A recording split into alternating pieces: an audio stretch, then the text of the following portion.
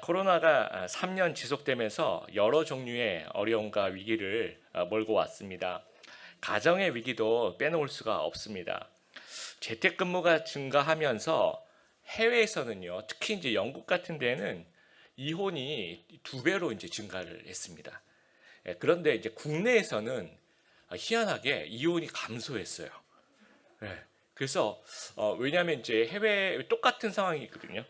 재택근무가 이제 증가하면서 똑같은 뭐 해외나 국내나 똑같은데 왜 그럴까 봤더니 일단은 고향을 안 갑니다. 진짜 이거는 그 학자들이 연구한 겁니다. 되게 이상한 나라입니다. 우리가 고향만 안 가도 가정이 유지되는 그런 나라에 우리가 살고 있습니다.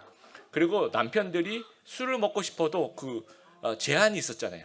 그러니까 술을 또 이제 많이 못 먹게 되고 또 제사가 줄어들고 고부 간의 갈등이 줄어들면서 이제 부부싸움이 줄어들었대요. 그래서 우리나라만 OECD 국가 중에서 이혼율이 지금 현재 감소한 상태인데 지금 거리두기가 해제되면서 다시 명절 지키고 다시 이제 술집을 오픈되면서 혹시나 그러면 안 되겠지만 이혼이 증가하면 어떡할까 이제 이런 어떤 고민도 하게 됩니다. 그러나 우리나라에서 이혼은 감소했지만 이 어떤 비대면 수업이라든지 재택근무라든지 이렇게 같이 있는 시간이 늘어나면서 가정 폭력 확실히 많이 늘어났어요. 정말 50% 60% 이렇게 증가되었습니다. 이 가정은 사람이 이제 모인 곳이다 보니까 그 사람이 가지고 있는 문제들이 이제 드러나는 곳이기도 합니다. 그래서 우리가 가족 이렇게 얘기하면 어떤 분들은 마음에 이 돌덩어리가 이렇게 하나 쿵 이렇게 있는 것처럼 느껴지는 분들도 많이 계실 거라고 생각합니다. 코로나19 때문에 가족들이 같이 보내는 시간도 증가하지만 동시에 문제도 증가하고 스트레스도 증가하더라는 거예요. 그래서 요즘 방송에서 이제 인기 있는 프로그램들이 어떤 프로그램들이냐면 가족 예능, 이 육아 예능 이런 것들이 이제 관심 많아집니다. 요즘 가장 좀 인기가 많은 프로그램이 오은영의 금쪽 상담소 보신 분도 아마 계실 겁니다.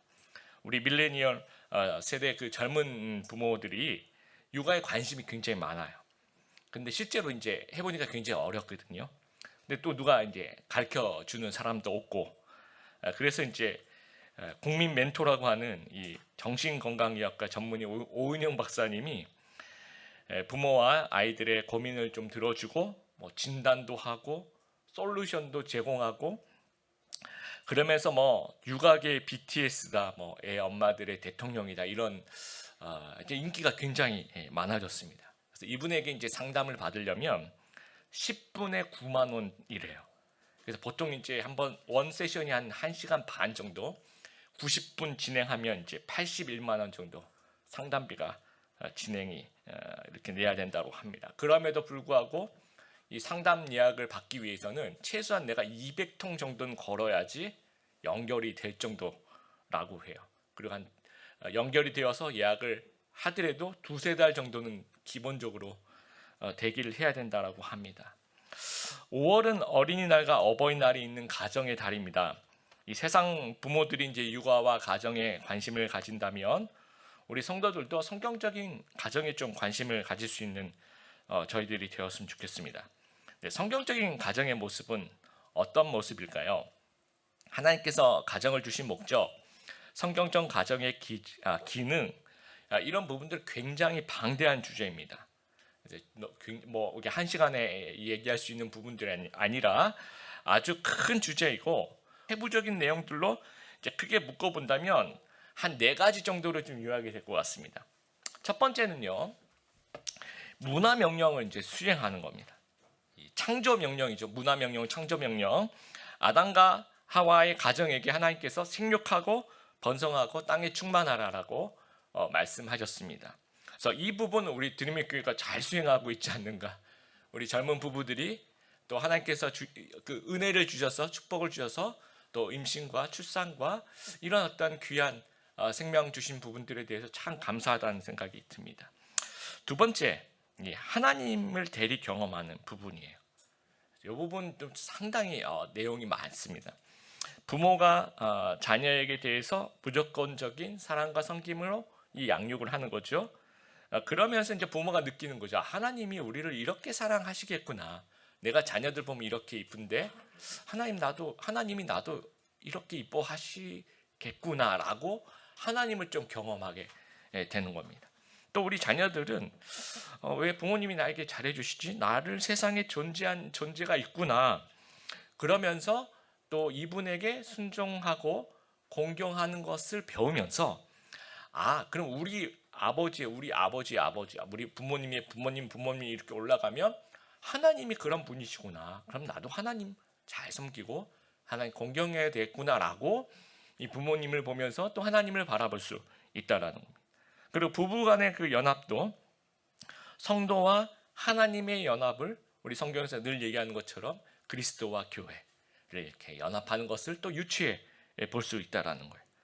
그래서 가정이라는 곳에서 하나님을 유추해 볼 수 있는, 하나님을 이해할 수 있는 장소가 된, 또 이 안에 이제 대화와 소통과 또 사랑과 육아와 우리가 좀 궁금해하는 모든 이 대부분의 것들이 지금 이번에 하나님을 대리 경험한 이 부분 속에 아마 녹아 들어가는 것 같습니다.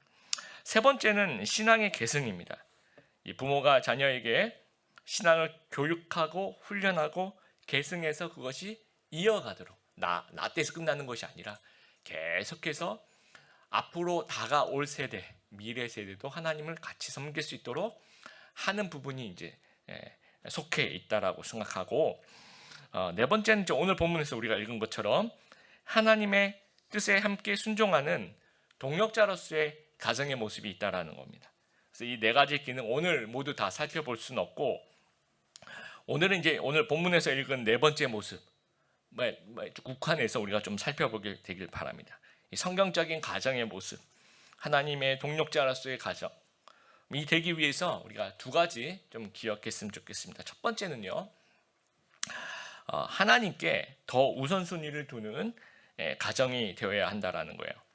46절 우리가 읽었습니다. 어머니와 동생들이, 예수님의 어머니와 동생들이 이제 찾아옵니다. 그러면 육신의 아버지 요셉은 왜 언급을 하지 않고 있을까? 생각을 해보면 그 당시 1세기 평균 수명이 약 30세에서 40세 정도 되었다고 합니다. 그래서 아마도 일찍 돌아가셨을 것이라고 이제 성경학자들은 생각을 합니다.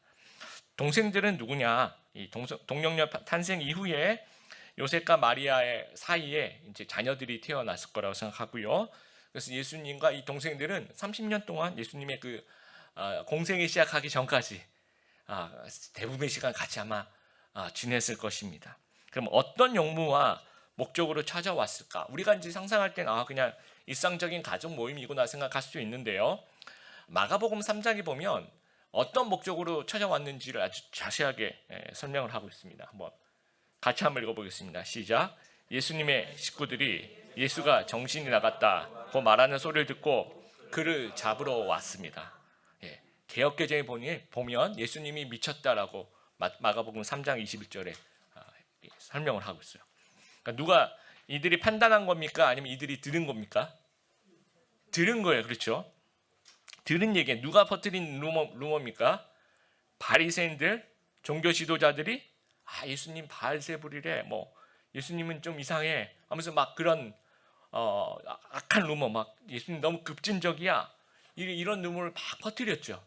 그럼 이제 가족 입장에서도 그 주위에 있는 사람들이 계속 압박을 좀 하겠죠. 왜 당신 그 집에 있는 그 예수라는 아이 있죠, 그게 왜 그런데요? 하면서 이제 계속 압박을 하게 됩니다. 그런 어떤 압력 속에서 그것을 듣고 그걸 믿었다라는 거예요. 그래서 잡으러 왔다라는 거예요. 근데 다른 동생들은 몰라도 예수님의 모친 마리아는 그렇게 행동하면 안 됩니다. 왜냐하면 이 모친 마리아는요, 예수님이 어떤 아기인지 누구보다도 잘 알고 있어요. 임신하기 전에 천사가 동정녀 임신을 예고하지 수태고지를 합니다. 그런 경험이 있죠. 그리고 나중에 동정녀 탄생 누구보다도 자기가 잘 알 거예요. 이게 성령님에 의해서 잉태되었다는 사실을. 또 동방 박사들이 와서 절하고 보배합을 열어서 선물을 준 그 기억도 있을 거고요.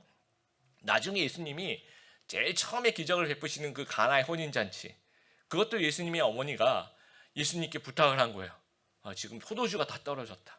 라고 예수님께 이제 부탁을 해서 그런 첫 번째 기적이 일어나, 그 모든 것을 다 알고 있는 분이 이제 어머니이신데, 그 믿음으로 그 루머를 대처했어야 됐는데 그렇지 못했다라는, 다 잊어버린 거죠.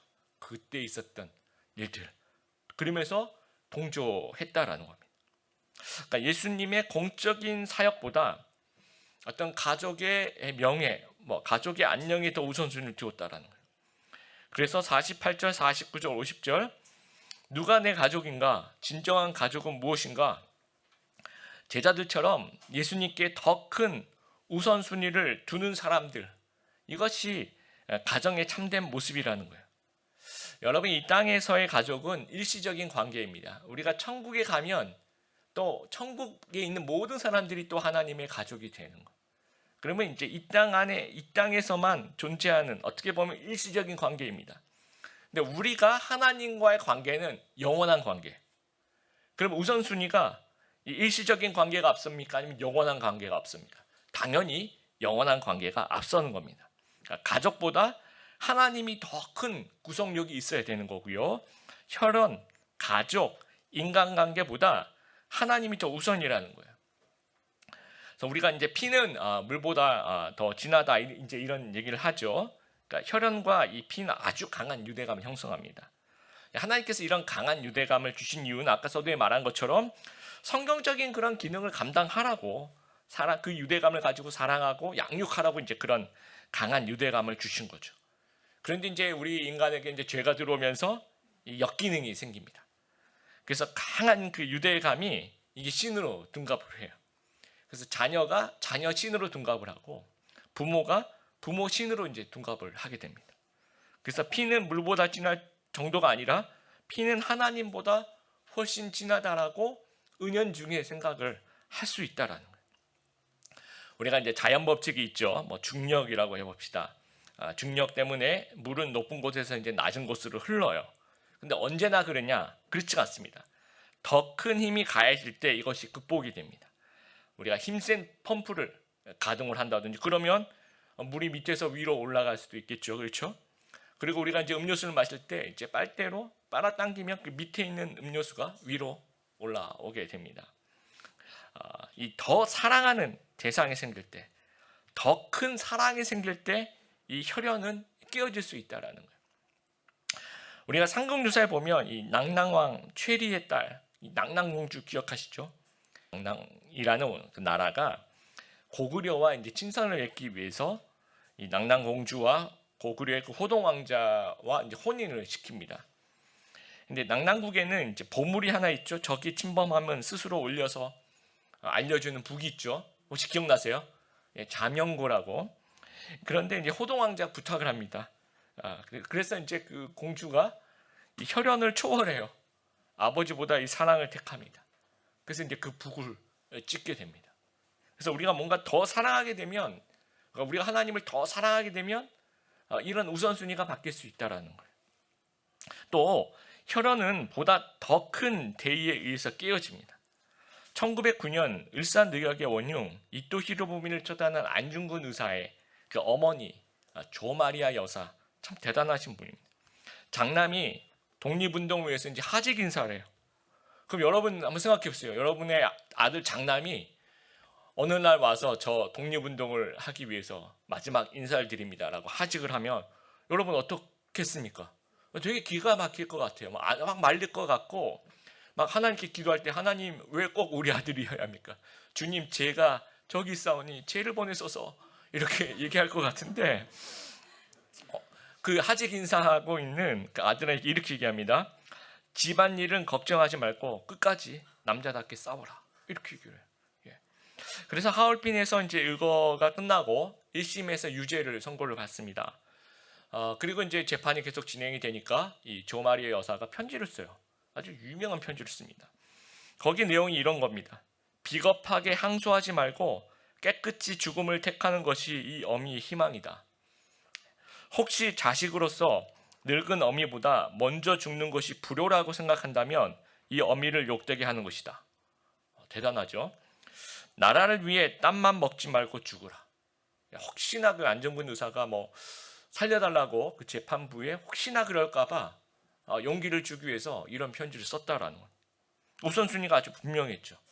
가족이 아니라 나라 사랑하는 거예요. 오히려 그러면서 명문 가문이 돼요. 여러분, 안중근 의사의 가문은요, 일가 40여 명이 모두 독립운동에 투신한 한국 독립운동사의 최고의 가문입니다. 그러니까 자녀를 정말 사랑한다면 보다 더 숭고한 우선순위를 우리가 지키면 자녀들이 더 좋은, 우리가 정말 꿈꾸는 그런 귀한 아이들 될 수 있다라는 거예요. 우리나라의 최대 종교가 무엇이냐 이렇게 물어보면 사람들이 뭐 기독교다, 불교다 이렇게 얘기하는데, 실제로 우리나라의 최대 종교는 대학교라고 합니다. 대학교. 자녀신을 섬긴대요, 우리는. 그리고 교육신을 섬기는 우리나라라고 합니다. 그래서 우리 교회는 안 그렇습니다. 안 그런데 다른 이렇게 들은 얘기입니다. 이제 중간고사나 기말고사 되면 한국교회 중고등부와 주일 출석이 크게 감소해. 대부분의 중직자들의 자녀들이 야, 이제 시험을 쳐야지, 뭐 교회를 다음에 가라 이러면서 이제 교회를 안 보낸다. 하나님을 바라보도록 교육하고 지도해야 되는데 하나님과 멀어지도록 교육하는 효과가 난다라는 거예요. 그래서 우리 드림의 교회는 그럴 일이 없어요. 제가 예방 차원에서. 그리고 또 우리 드림의 교회 아이들이 다 어려요. 예, 지금 다 이제 뭐 글을 아직 떼지 못한 그런 관계에 있어서 당연히 중고등부, 뭐 당연히 뭐 고3 그런 게 있어. 당연히 교회 나오고. 지금은 여러분 이런 마음이신데 그 마음 끝까지 유지하게 되길 바랍니다.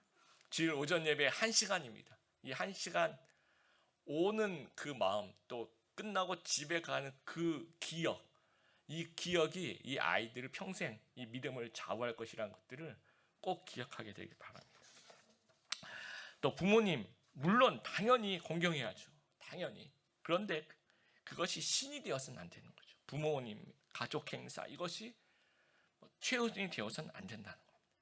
창세기 12장 1절 같이 한번 읽어보겠습니다. 시작. 고향, 친척, 아비 집을 떠나 내가 내게 보여줄 땅으로 가라. 아브라함에게 하나님께서 명령합니다. 아비 집을 떠나라는 거예요. 또 마가복음 1장 20절 세베대의 아들 야고보와 요한이 이제 그물을 깃고 있는 예수님께서 이렇게 얘기합니다. 같이 읽어보겠습니다. 예수님께서 그들을 부르시자 그들은 아버지 세베대와 일꾼들을 배에 남겨두고 예수님을 따라 나섰습니다. 아버지 세베대를 배에 남겨두고 예수님을 따라 나섰다라는 거예요. 아비 집을 떠나라고 이제 하는 말씀이 혈연의 우선순위가 바뀌는 새로운 질서를 예수님께서 우리에게 요구하고 있다라는 거예요. 그러면 이 유교적인 관점에서 보면 예수님은 불효자냐? 그렇지가 않습니다. 예수님께서는 하나님의 일을 마지막 3년 하기 전에 30년 동안 하나님이시지만 주어진 가정에서 최선을 다해서 섬겼다라는 거예요. 그리고 십자가상에서도 홀로 남겨 것 같은 그 어머니 또 마리아를 제자 요한에게 맡기는 모습을 우리가 보게 됩니다. 그런데 오늘 본문은요, 이 가정의 명예, 어머니 말보다도 하나님의 일이 우선이라는 얘기를 하고 있는 거예요.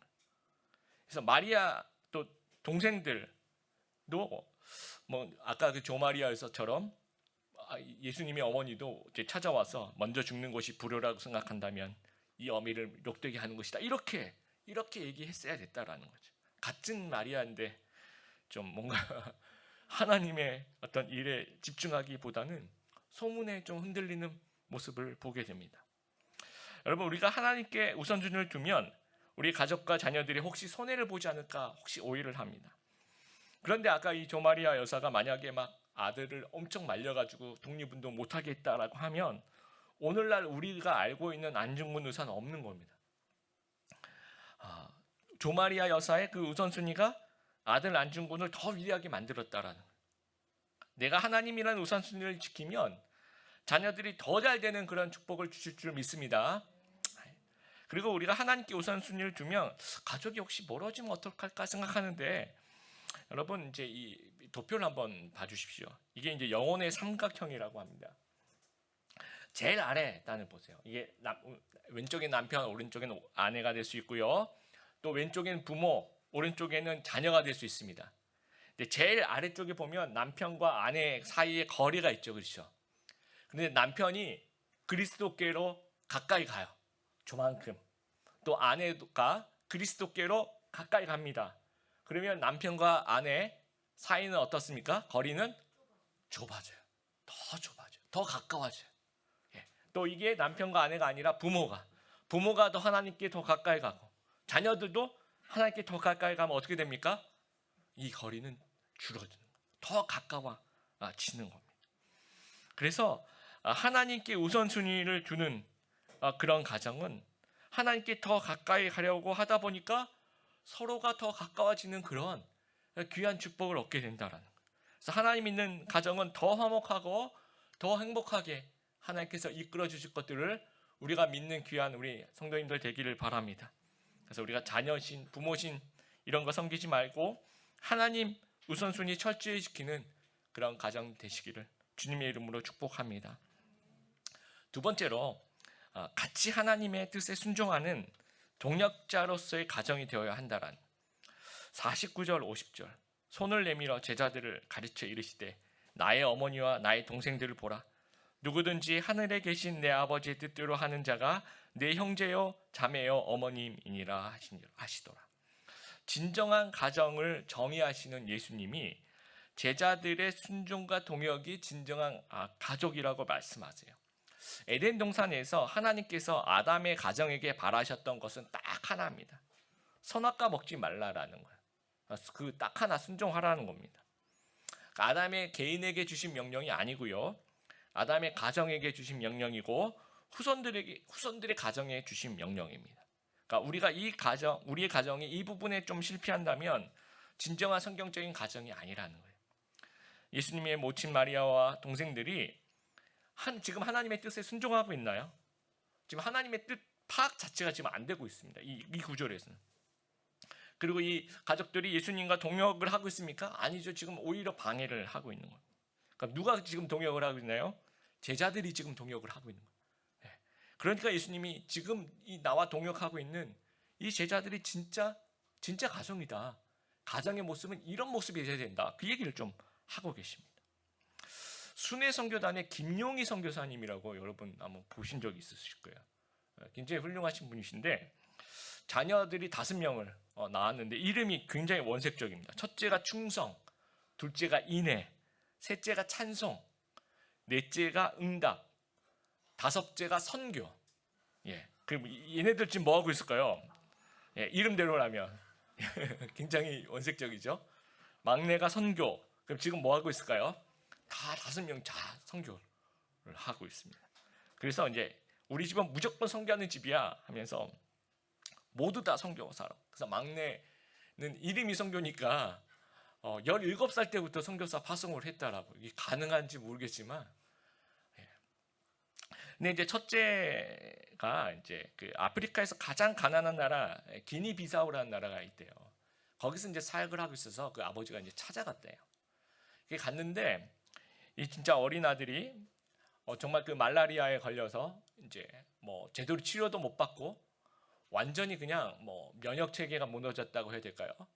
그렇게 힘들게 이 정말 열악한 나라에서 사역하고 있는 모습을 보면서 처음에는 그냥 며칠 가서 이렇게 좀 격려하고 이제 돌아오려고 했는데 도저히 발걸음이 안 떨어지더래요. 이런 아들을 놔두고 다시 가야 되는데 발걸음이 안 떨어지더라는 거죠. 그래서 이제 하나님한테 이제 밤에 이제 혼자서 엄청 기도를 하셨대요. 선교사님. 하나님, 근데 이제 본인도 선교사니까 얘 그만두고 본국을 이런 기도는 안 나오는 거죠. 도저히 이런 기도는 안 나오는 거고. 이렇게 기도했대. 하나님 그러면 제가 여기 남을게요. 얘는 좀 서울이나 이렇게 조금 좀 좋은데 좀 갔으면 좋겠습니다. 제가 여기 남겠습니다. 그래서 그렇게 기도를 했대요. 근데 이제 하나님 그런 아니죠. 그냥 사명이 다르니까. 그래서 밤새도록 기도하다가 이게 아니겠다 싶어서 아들에게 좀 격려하기 위해서 이제 이 어떤 카드를 써야 되는데 뭐 종이도 없고 아무것도 없더래요. 그래서 보니까 이제 라면 박스 같은 그 라면 박스가 안쪽 이렇게 찢어가지고 거기다가 이제 크게 썼대. 이렇게 썼대요. 사랑하는 아들아. 여러분 같으면 뭐라고 쓰겠어요? 몸 관리 잘하고 여차하면 집에 빨리 오고. 솔직히 저 같아도 그럴 것 같아요. 근데 뭐라고 썼냐면요. 사랑하는 아들아, 땅끝에서 죽어 천국 한복판에서 만나자. 땅 끝에서 죽어 천국 한복판에서 만나자. 이게 부모가 과연 이런 문구를, 이런 카드를 써서 아이들에게 전달할 수 있을까? 저는 이 설교 준비하면서 한참을 좀 생각을 했습니다. 그리고 이제 갔는데, 이제 첫째 아들이 이 라면 박스를 이제 벽에 걸어줘. 힘들 때마다 그걸 바라보는 겁니다. 이 땅 끝에서 죽어서 천국에서 만나자. 예. 여러분, 이 순종이 피보다 진해야 된다라는 거죠. 이 자녀들에게 우리가 너무 편리한 거, 이 꼼수 부리는 거, 이런 거 가르치고 있는 건 아닌가? 우리가 하나님 순종하는 법을 가르쳐야 되는 것은 아닌가? 좀 생각해 보길 바랍니다. 우리 신명기 보면 자녀들에게 이렇게 교육하라고 하는 것들이 굉장히 많아요. 국영수 가르치라는 얘기 한마디도 없습니다. 딱 한 과목이에요. 하나님 말씀 순종하라는 거예요. 신앙 딱 한 과목만, 성경에서 그 누구도 계속해서 얘기하는 것이 딱 한 과목이에요. 여러분 역대상하, 열왕기상하 보면 왕들 이름이 쫙 나옵니다. 그 성경의 왕들을 평가해요. 평가하는 과목 딱 한 거예요. 정치, 경제, 사회, 문화 절대로 그런 얘기 안 합니다. 이 사람은 하나님께 순종했다. 이 사람은 하나님의 길을 따르지 않았다. 딱 한 과목입니다, 여러분. 우리도 마찬가지. 우리가 자녀들에게 가르쳐야 될 거 딱 한 과목이 같이 하나님의 동력자가 되는 거죠. 물론 나는 직장에서, 우리 아이들은 학교에서, 또 우리 모든 우리 가족들은 각자의 그 삶의 현장에서 각자의 모습은 다르지만 그 하나님께 순종하면서 하나님의 동력자가 되는 거, 이거 가르쳐야 된다라는 겁니다. 여러분, 예수님 잡으러 왔던 형제들 나중에 어떻게 되었을까요? 야고보서 1장 1절 같이 한번 읽어보겠습니다. 시작. 하나님과 주 예수 그리스도의 종 야고보는, 자, 이 야고보는 예수님의 12제자 야고보 아닙니다. 예수님이 아까 그 잡으러 왔던 그 예수님의 동생 야고보. 나중에 그때는 그랬지만 나중에 이 부활하신 예수님 만나고 변화되어서 이제는 나는 예수님의 종입니다 하며 순종하면서 동역합니다. 또 유다서 1장 1절 같이 읽겠습니다. 예수 그리스도의 종이요 야고보의 형제인 유다는, 이 유다는 누굽니까? 가룟유다 아니죠, 그렇죠? 야고보 형제라고 얘기하죠. 또 예수님의 동생입니다. 또 한 명의 동생. 또 자기가 예수 그리스도의 종이라고 표현하고 있습니다. 또 우리 말씀에는 없지만 모친 마리아도 그때는 그랬지만 나중에 든든한 기도의 후원자요, 든든한 정말 순종의 동력자가 되었을 거라고 생각합니다. 그래서 이제는 내가 예수의 종이 되어야 된다. 그리고 하나님의 뜻에 순종하는 종이 되어야 되는 거죠. 우리 가정이. 그러면서 우리는 동력자가 되는 겁니다. 교회에서 이제 가끔 가다가 이제 문제가 생기는 경우가 있습니다. 문제의 당사자도 있지만 이제 가끔 보면 문제의 당사자의 가족들까지도 똘똘 뭉쳐서 좀 저항하는 경우들을 보게 됩니다. 우리 가족을 건드리면 가만히 놔두지 않겠다. 근데 진리에 어긋나는데도 이제 마냥 옹호할 때, 그때 참 바라보는 모습이 안타깝습니다. 그냥 그 하나의 단위에서는 그들끼리는 동력자가 될 수 있어요. 근데 하나님이 우리에게 원하시는 것은 하나님의 동력자가 되라는, 하나님의 뜻에 순종하는 그런 동력자가 되라는 얘기죠. 어떤 소수의 그 하나님의 뜻과 상관없이 동지들이 되라는 얘기는 아닙니다. 그래서 이 가정이 주님의 동력자가 되는 거죠. 그러면 이제 이게 확대가 되는 겁니다. 교회의 성도들도 예수님이 제자들에게 영적인 가족이라고 얘기하는 것처럼 주님의 동력자가 되는 거죠. 그러면서 이제 나중에 우리가 천국에 가서도 이런 공동체가 계속 천국 갈 때까지 이제 확장이 되는 겁니다. 그래서 혈연 공동체가 하나님 나라 공동체가 되어 가야 된다라는 거죠. 그래서 우리의 가정이 세상적인 성공과 물질적인 축복 이런 거 하나님께서 주시겠지만 그것이 인생의 목표로 삼지 말게 되길 바랍니다. 그래서 하나님의 뜻을 순종하는 그런 배우자들, 또 자녀들 될 수 있도록 우리가 기도하는 저희가 되길 바랍니다. 그럼 모두가 선교사, 목회자 될 필요 없습니다. 각자 맡은 삶의 현장에서 하나님 부르심이 있습니다. 그래서 그 가운데서 하나님의 동력자들, 나는 이 모습으로, 너는 이 모습으로, 이 하나님의 동력자들을 우리가 좀 기도하게 되길 바랍니다. 그리고 이 주님의 몸된 교회를 온 가족이 다 함께 섬기는 거, 생각만 해도 너무 아름답지 않습니까? 이것이 천국 공동체의 모습이라는 사실들을 우리가 기억하면서 우리가 우선순위 분명히 하고 하나님께 순종하고 동역하는 가정 다 되시기를 주님의 이름으로 축복합니다.